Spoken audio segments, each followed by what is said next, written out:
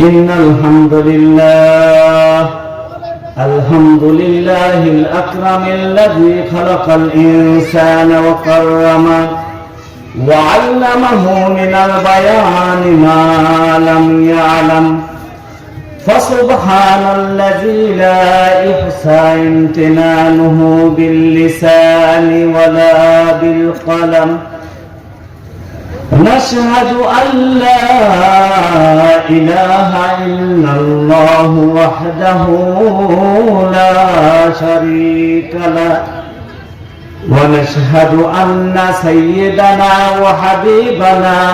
وحبيبنا وطبيبنا ومرشدنا ومولانا وأولانا وسندنا محمدا عبده ورسوله الذي أرسله بالحق بشيرا ونذيرا وداعيا إلى الله بإذنه وسراجا وقمرا منيرا فقد قال الله تعالى في كلامه المجيد وفي فرقانه الحميد أعوذ بالله من الشيطان الرجيم بسم الله الرحمن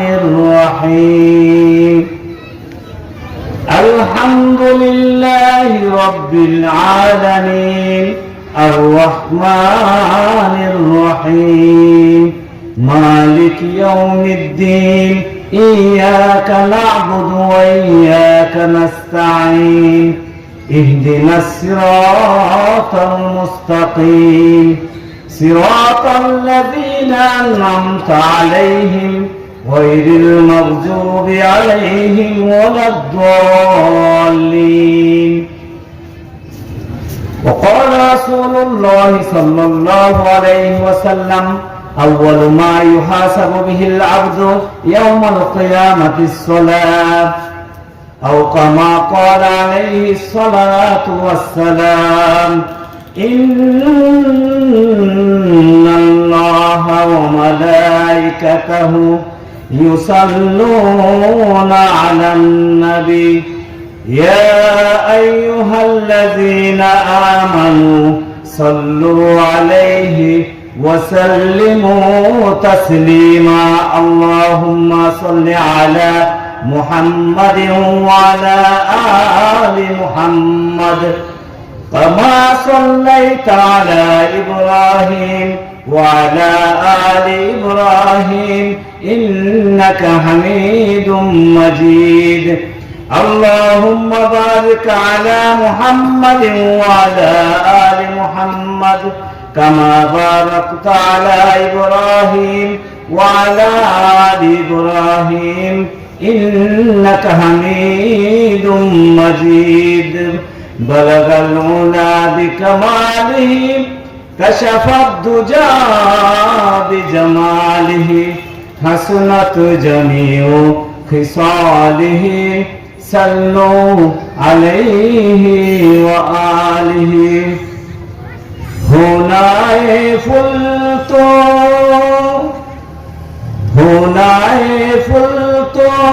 बुलबुल का तरन्नुम भी ना हो चमने दहर में कलियों का तबस्सुम भी ना हो बलगलूला बिकमालिही कशफत दुजा बिजमालिही हसनत जमीउ खिसालिही सल्लु अलैहि व आलि সকলে একটু জিকির করি লা ইলাহা ইল্লাল্লাহ লা ইলাহা ইল্লাল্লাহ লা ইলাহা ইল্লাল্লাহ লা ইলাহা ইল্লাল্লাহ লা ইলাহা ইল্লাল্লাহ لا إله إلا الله মুহাম্মাদুর রাসূলুল্লাহ সাল্লাল্লাহু আলাইহি ওয়াসাল্লাম। আবদা ডালিপাড়া দারুস সালাম জামে মসজিদের উদ্যোগে বার্ষিক ওয়াজ মাহফিলের সভাপতি হিসেবে উপস্থিত থাকবেন বিশিষ্ট আলেমে দ্বীন কেওয়াতুদ্দিন আলিম মাদ্রাসার সম্মানিত সাবেক সিনিয়র শিক্ষক হযরতুল আল্লামা হযরত মাওলানা নুরুল ইসলাম সাহেব। এছাড়াও উপস্থিত থাকবেন দেশের বিভিন্ন প্রান্ত থেকে আগত মুআজ্জাজ উলামায়ে কেরাম এবং আমার সম্মুখপানে বসা দিনপ্রিয় প্রিয় ইসলাম প্রিয় তৌহিদি জনতা, পর্দার অন্তরালে আমার মা ও বোনেরা, সকলকে আমি আবারও সালাম দিচ্ছি। সকলে একটু সালামের উত্তরটা একটু জোরে সরে দিবেন। আসসালামু আলাইকুম ওয়া রাহমাতুল্লাহি ওয়া বারাকাতুহু। যারা বসছেন একটু আরেকটু আগে বসেন। একটু আমি প্রথমেই বলছি আপনাদেরকে যে আমি কথা বলবো 30 মিনিট, তার মধ্যে 7 মিনিট অলরেডি চলে গেছে, আর 23 মিনিট কথা বলবো। কথা এবং কাজের সাথে মিল থাকতে হবে, মিল না থাকলে হবে না। আমার পরেও আরো লোক আলোচনা করবেন। কথার সাথে যদি কাজের মিল না থাকে এর কোন দাম আছে? দাম নাই। এক লোক মনে করেন কালো কুসকুসা, কি কালো কুসকুসা নাম রাখছে তার লাল মিয়া, নামের লগে কেমন মিল আছে? হ্যাঁ, ওয়াজ শুনলেন, ওয়াজ শুনে বাসায় গেলেন, নামাজ পড়লেন না, এই ওয়াজের কোনো দাম আছে? আমরা যা কিছু বলবো এই 23 মিনিট যা কিছু বলবো কোরআন এবং হাদিসের আলোকে আপনাদেরকে বলবো, নিজে আমলের উদ্দেশ্যে, এবং আপনারা শুনবেন আমলের উদ্দেশ্যে। কথা ঠিক কিনা বলেন? যদি আমলের উদ্দেশ্যে না শুনেন তাহলে কিরকম হবে শুনেন। যদি আমলের উদ্দেশ্যে কেউ আলোচনা না করে বা না শুনে, এই আলোচনা বলার দ্বারা কোনো ফায়দা নাই, শোনার দ্বারা কোনো ফায়দা নাই। অল্প সময়ে আপনাদেরকে গুছিয়ে কোনো কথা বলতে পারবো না। যা কিছু বলবো, আমি তো বললাম, যা কিছু বলবো কোরআন এবং হাদিসের আলোকে, এবং যা কিছু বলবো আল্লাহ পাকের কাছে আমি দোয়া করি যে আল্লাহ পাক এমন কোনো কথা আমার মুখ দিয়ে না বের করে যার উপর আমি আমল করি না, আর আপনাদেরকে এমন আমল না শোনা যার উপর আপনারা আমল না করতে পারেন। কথা বলেন ঠিক কিনা? যদি আসল হচ্ছে কি আমল নিয়ে যাওয়া, এই শোনার সার্থকতা হচ্ছে আমল।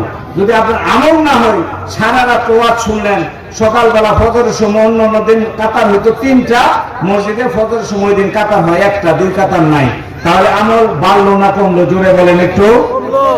কমলো। আচ্ছা, একটু উত্তর দিন মাঝে মধ্যে। তাহলে আপনাকে আরেকটু বোঝায় 1 মিনিট 2 মিনিট একটা উদাহরণ দিই। আপনার এই অঞ্চলে যাদের বাড়ি, মুরব্বী যাদের বাড়ি পাকা, আজকে থেকে 20 বছর পূর্বে আপনারা যারা বাজার সবাই করেন, 24 বছর পূর্বে 2000 সালের আগে এলাকার মানুষ, তারা সয়াবিন তেল চিনতেন না। চিনতেন? তারা খাইতেন কি দেয়া? সরিষা তেল দ্বারা। কথা বুঝেন? কথা বুঝেন, শুনেন এবং উপলব্ধি করেন। আমল নিয়ে যেতে হবে। আমি আপনাকে হাসির খোরাক দিচ্ছি না, আমি বোঝানোর জন্য আপনাকে কিছু কথা বললাম না যে আর 20 মিনিট ধরেন। এই 20 মিনিটে বোঝানোর জন্য যতটুকু বলবো আমি আমল নিতে, এবং আপনারা যা শুনবেন আমল নিয়ে যেতে হবে, সোজা কথা। তো আজকে থেকে এই 24 বছর আগে 2000 সালের আগে এই এলাকার যারা মানুষ ছিলেন, তিনারা আপনার তরকারি খাইতেন কি তেল দ্বারা? সরিষা তেল দ্বারা। সয়াবিন তেল চোখে দেখতেন না। তো আমাদের মা, চাচি, খালা, নানি, দাদি যারা রয়েছেন, তিনারা সপ্তাহের একদিন বাজার করতেন, যেমন লোহাই বাজার শুক্রবার, সোমবার, এই জয়না বাজার বুধবার, মাস্টার বাড়ি শনিবার আর মঙ্গলবার, আর আমার ওই দিকে বাজার ছিল আমার নানা করিমুন্সির বাজার বৃহস্পতিবার, রবিবার। এই হাটের মধ্যে যখন এক পাতে বোতল ছিলেন কালো করে থাকতো, এটার মধ্যে রশি লাগানো থাকতো। কথা ঠিক কিনা বলে? রশি লাগানো বোতল দ্বারা সপ্তাহের এই মাথায় 1 পা তেল আনতো, আরেক মাথায় 1 পা। বাচ্চারা যারা ইউং আছেন 1 পা হয়তো বুঝবেন না, মানে 250 গ্রাম। এই 1 পা তেল দ্বারা 1 সপ্তাহ চলতো। আজকাল কি 1 পা তেল দ্বারা চলে? সপ্তাহে কয়েক লিটার জায়গা। কথা ঠিক কিনা? এই তেল সপ্তাহের এই মাথা ওই মাথা আনতো, আনলে আমাদের মা চাষিরা পুরো সপ্তাহ চালাই দিত। এরকম এলাকার যারা প্রধান থাকে, মাথার পর থাকে, তাদের পাওয়ার একটু বেশি থাকে বাজারে। কথা ঠিক কিনা? আমাদের এলাকায় শ্রীপুরে পাওয়ার বেশি থাকে, আপনাদের এলাকায় থাকে কিনা জানি না। তো ওই তেল যখন মাপতো, যারা মুরব্বী আছেন তারা তেল মাপতো কি দ্বারা? কোট্টা দেয়। কথা ঠিক কিনা? 1 পা কোট্টা ছিল, 2.5 সের কোট্টা ছিল, এরকম কোট্টা দ্বারা আমরা তেল মাপতো 1 পা করে। তেল মাপতে যায়, তেল যখন কোট্টাটা ভরতো, ভরার পর শেষে কোট্টা দা আরেকটু তেল দিয়ে দিত বোতলে। কথা ঠিক কিনা? একটু দিয়ে দিত। এটা হলো বেস্তি দেওয়া। তো মাথা পর যায় তেল ভরে ভরে বলে যে বেস্তিটা দেয়, তো বেস্তিটা দেয়। আর তেল কার কাছে কিন্তু মনে আছে যারা কুলু অর্থাৎ তেলের ব্যবসা যারা করতো তাদেরকে কুলু বলা হতো। কথা শুনে আমার দিকে তাকান, আমার দিকে তাকান। কুলুকে যা বলতো যে এই ব্যক্তিটা দে একটা দেওয়ার পরে, তো এই কুলু এই মাথা বলে ক্ষিপ্ত হয়ে গেছে। এক পর্যায়ে ক্ষিপ্ত হইয়া একটা পর্যায়ে একদিন চিন্তা করে যে আজকে মাথা বলে যেভাবে হোক লস করাই দিব, ঠগাই দিব, বুঝছেন, ধরা খাওয়াই দিব। বুঝতেছেন কথা? আমার কথা বুঝতেছেন? তো ওই দিন তেল ভরতে গেছে, মাথা বর্জন তেল দিচ্ছে, প্রথমে তেলের বোতল পুরাটা বইরা দিয়ে ফেলছে। মাথা পরে প্রত্যেক দিনের মতো আজকে প্রতি মাসে জোরে জোরে বেষ্টিটা তো বেষ্টিটা দিতে না, যখন বলতে বেষ্টিটা দেওয়ার জন্য কুলো করতেছে, বেষ্টিটা আজকে কই দেন, দেওয়ার তো জায়গা নাই, বোতল ভরা, তাহলে দেওয়ার জায়গা নাই, তাহলে তো দেওয়ার কোনো ভাব নাই, তাহলে কি করা যায়? মাথার পরে ফেসো করে গেছে। কুলো বলছে কি যে দেওয়ার একটা জায়গা আছে, আমি দেয়া দিই। কাছের যে বোতল ছিল, বোতলের নিচেটা কলির মধ্যে একটু গর্ত থাকতো না, উঠালে গর্তের মতো দেখা যায়। কোনো মুরব্বীরা কথা বলেন না, গর্তের মধ্যে থাকতো না। বোতলটা কি করছে, এবার ঘুরাই ফেলছে টিনের উপরে। তেল কই থাকতো টিনে, ঘুরাই আসছে, তেল কই পড়ছে, টিনও পড়ে গেছে না। পড়ে যাওয়ার পরে কোটটা বা একটু তেল তলির মধ্যে দিয়ে দিচ্ছে। তলির মধ্যে দেয়া মাথা পরে করছে, চাষা এবার ধরে রাখেন, ধরে আস্তে আস্তে আস্তে আস্তে বাড়িতে লয়ে যান, তাহলে নেয় এইটুকু আগে বাটির মধ্যে ডাইলা দিবেন, ডাইলা দেহেরা পরে কি করবেন, বোতলেরটা বার করবেন। মাথা বল এইখানে তেল একটু তেল দিচ্ছে, এটা তো লাগালে পরে দেবো। মাথা বল এবার ধরে আস্তে আস্তে যাইতেছে, যায় কোন রকম বাড়িতে গেছে, শাশিরে যায় বলছে এই তাড়াতাড়ি বাড়ি লয়া, বাড়ি লয়া বেষ্টিটা ডালবে। বেষ্টিটা ডালতে গেছে, ডাইলা যখন বাড়ির ডালছে, ডাইলা উল্টায় দেখে যে বোতলের ভিতরে যে তেল একপা এটা আর নাই। এটা কই গেছে? কোন টিনের ভিতরে ধরে বলেন কই গেছে? আমি আপনাদেরকে হাসির জন্য বলি নাই, অর্থাৎ বেষ্টিটা খাইতে যায় ওনার আসল ফুরাই গেছে। আপনি ওয়াজের মধ্যে আমি আসলাম, একটু সুর দিলাম, আপনি একটু হাসলেন, একটু কাঁদলেন, হাসির খোরাকের জন্য আমি এটা বলি নাই। একটু কান্নাকাটি করলেন, একটু হাসি দিলেন, বক্তা খুব ভালো ওয়াজ করছে, এটা আলাপ করতে করতে বাসায় গেলেন, ফজরের নামাজ পড়লেন না। আমার ভাইয়েরা, এই ফজরের নামাজ যদি না পড়েন, এই কুলুতে যেরকম মাথা বলে বাসায় নিয়ে যেতে পারে নাই, আসলটা বাসায় নিয়ে যেতে পারে নাই, নকলটা নিয়ে গেছে। এরকম ভাবে আমার সুর, আমার কান্নাকাটি, আমার হাসাহাসি দেখে যদি আপনি বাসায় চলে যান, তাহলে আপনি ওই লাভেরটা রয়ে গেলেন, আসলটা কই থয়ে গেলেন। কথা ঠিক কিনা বলেন? হ্যাঁ, আসল নিয়ে যেতে হবে, নকল রেখে যেতে হবে। আমার ভাইয়েরা, আমি আপনাদের সম্মুখে সূরা পবিত্র কোরআনে পাকে প্রথম সূরা, অর্থাৎ মুসলমান হলে প্রথম কোন মানুষ যদি সূরা পড়ে, তাহলে সূরা কোনটা পড়ে? সূরা ফাতিহা পড়ে, সূরা ফাতিহা পড়ে। এই সূরা ফাতিহাটা হলো ফাতিহাতুল কিতাব বলে, কোরআনের প্রথম সূরা। এই সূরা থেকে আমি কয়েকটি আয়াত তেলাওয়াত করছি। এর আলোকে আমি আর ধরেন 15 মিনিটের মতো আমি আলোচনা করবো। এর ভিতরে কিছু আলোচনা করবো আপনাদেরকে। এই আলোচনাটা আমার ভাইয়েরা, আল্লাহ রাব্বুল আলামিন পবিত্র কালামে পাকে প্রথমে ঘোষণা করেন। কি ঘোষণা করছে? আলহামদুলিল্লাহি রাব্বিল আলামিন। সমস্ত প্রশংসা ওই আল্লাহর, সমস্ত প্রশংসা ওই রবের, যিনি রব্বুল আলামিন, অর্থাৎ এই বিশ্ব জগতের প্রতিপালক। যিনি রব্বুল আলামিন, এই বিশ্ব জগতের প্রতিপালক, তিনার কথা বলছে সর্বপ্রথম।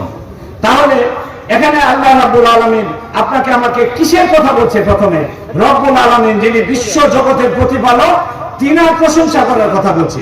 রব্বুল আলামিন তিনার প্রশংসা করার কথা, অর্থাৎ আল্লাহ পরিচয় দিয়েছেন। এই পরিচয়ের নাম কি জানেন? মারিফত। আল্লাহ পাক এই প্রথম আয়াতে আল্লাহ রাব্বুল আলামিন ওনার মারিফতের পরিচয় দিয়েছেন, ওনার পরিচয় দিয়েছেন যে আলহামদুলিল্লাহ, সমস্ত প্রশংসা ওই আল্লাহ, যিনি এই বিশ্ব জগতের প্রতিপালক। আজকের প্রতিপালক কি? আল্লাহ না? আল্লাহ।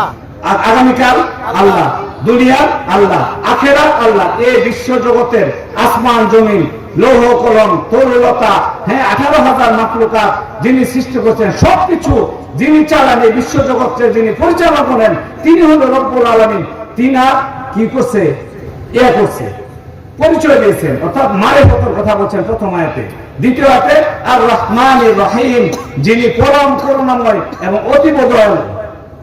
এখানেও আল্লাহ পরিচয় দিয়েছেন, খেয়াল করেন আপনি। তাহলে এই দুইটা জায়গাতে আল্লাহ কি করছেন? তিনি পরিচয় দিয়েছেন। আর রহমান, যিনি পরম করুণাময়, আর রহিম, যিনি অতীব দয়ালু। অতীব দয়ালু, যিনি পরম করুণাময়, তিনি আল্লাহ। তিনার জন্য কি আমাদের সমস্ত প্রশংসা।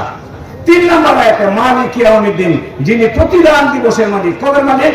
প্রতিদান দিবস কবে জানেন? ময়দানে মাহশার, হাসরের দিন, যে দিনটা, ঠিক আছে, যে হাসরের ময়দানে নবীর বাবা আদম আলাইহিস সালাম থেকে ঈসা রুহুল্লাহ পর্যন্ত প্রত্যেক নবী রাসূল থেকে শুরু করে আমি আপনার সকলে ইয়া নাফসি বলে আমাদের নিজেদেরকে রক্ষা করার জন্য, নিজেদেরকে বাঁচানোর জন্য যেদিন আমরা ওইখানে আমরা কি করব? আত্মচিৎকারে সেদিন কিয়ামতের মাঠ, আকাশ ভারী হয়ে যাবে। সেই দিন যিনি ওয়াহিদুল কাহ্হার নাম ধারণ করবে তিনি আল্লাহ। তিনি কে? আল্লাহ। তাহলে মালিক ইয়াউমিদ্দিন, প্রতিদান দিবসের মালিক কে? তিনি আল্লাহ। এই হচ্ছে তিন আয়াতে আল্লাহ মারিফতের পরিচয় দিয়েছেন। কোন মারিফত? লাল কাপড় পরা মারিফত না। লাল কাপড় পরা মারিফত আছে না? আমি মারিফত লয়ে আছি, তরিকত লয়ে আছি, হাকিকত লয়ে আছি। শরীয়তের তার খবর নাই, নামাজের খবর নাই, রোজার খবর নাই, উনি মারিফত লয়ে আছে। কি মারিফত লয়ে আছে না মারিফত লয়ে আছে? মারিফত লয়ে আছে। যার শরীয়ত নাই তার কোনো মারিফত নাই। কিন্তু আল্লাহ রাব্বুল আলামিন সূরা ফাতিহা প্রথম 3টি আয়াতে আল্লাহ তার মারিফতের পরিচয় দিয়েছেন। এরকম শরীয়তের কথা ইহদিনাস সিরাতাল মুস্তাকিম এবং তরিকতের কথা বলছে। সিরাতে মুস্তাকিম, আমাকে সরল সঠিক পথ দান করেন। আমার ভাইরা, আল্লাহ রাব্বুল আলামিন বলেন ইহদিনাস সিরাতাল মুস্তাকিম, আমরা যেটা বলি যে আমাকে সরল সঠিক পথের দিশা দাও, সরল সঠিক পথের দিশা দাও। এই পথ আরবি কি? তরিক। কথা দিকে তরিকতের কথা এখানে বলা হয়েছে। এবং তরিক কয় প্রকার আপনাদেরকে বোঝানোর জন্য বলছি। অল্প সময়ে আমি কোনো কিচ্ছা কাহিনী বলতে পারবো না, আর কিচ্ছা কাহিনী বলা আমার উদ্দেশ্য না। তরিক, এই রাস্তা হলো দুই প্রকার। একটা হচ্ছে ইরাতুত তরিক, আর একটা হলো ইসালু ইলাল মাতলুব। একটা হচ্ছে ইরাতুত তরিক, বলেন ইরাতুত তরিক, একটা হলো ইসালু ইলাল মাতলুব। ইরাতুত তরিক হচ্ছে রাস্তা দেখায় দেওয়া। এটা কারা?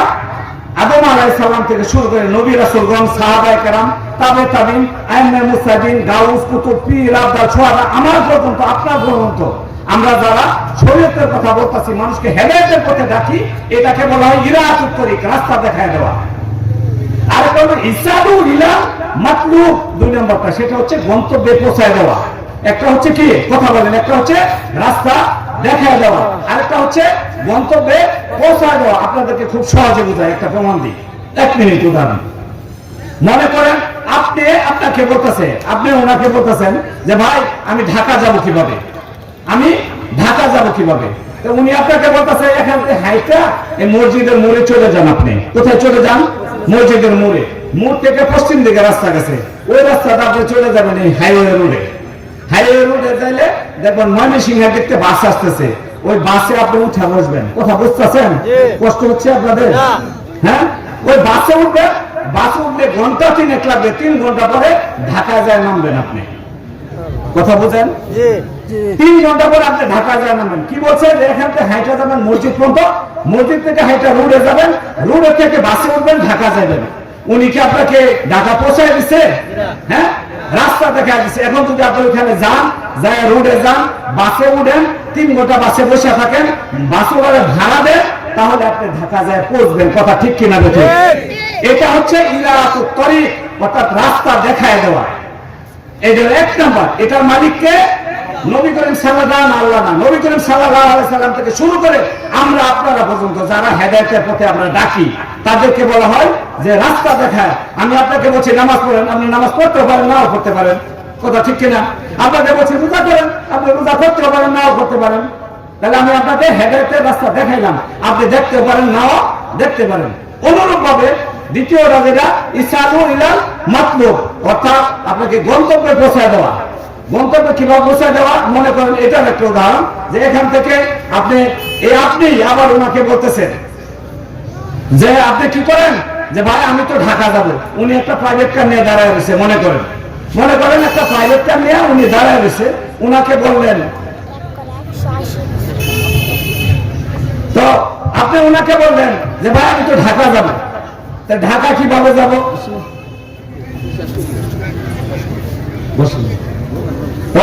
আপনি ওনাকে প্রাইভেট নিয়ে দাঁড়ায় রয়েছে, ওনাকে বললেন যে আমি কিভাবে ঢাকা যাব, কিভাবে ঢাকা যাবো।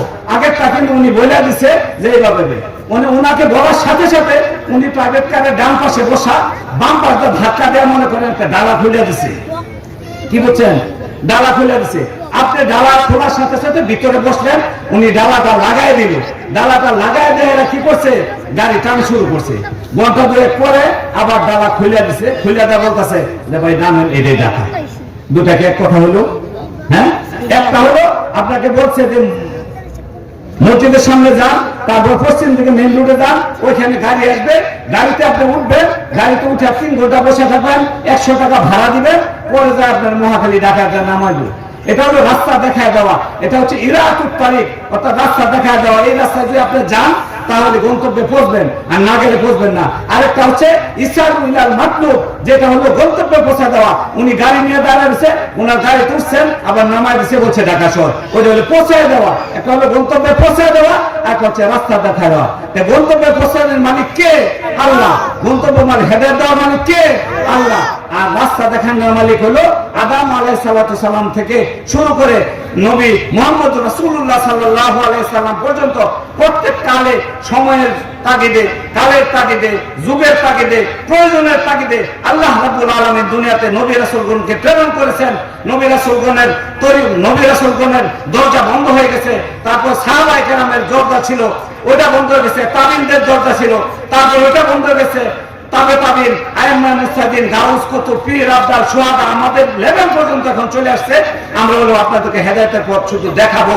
ওই যে কি বললাম, যে ইরাতুত তারিক, শুধু রাস্তা দেখাবো। যাবেন কি যাবেন না এটা আপনার ব্যাপার, কারণ কবুল করার মালিক আল্লাহ, ইসলামুল মাকতুবের মালিক একমাত্র আল্লাহ। হেদায়েত দিবে কে?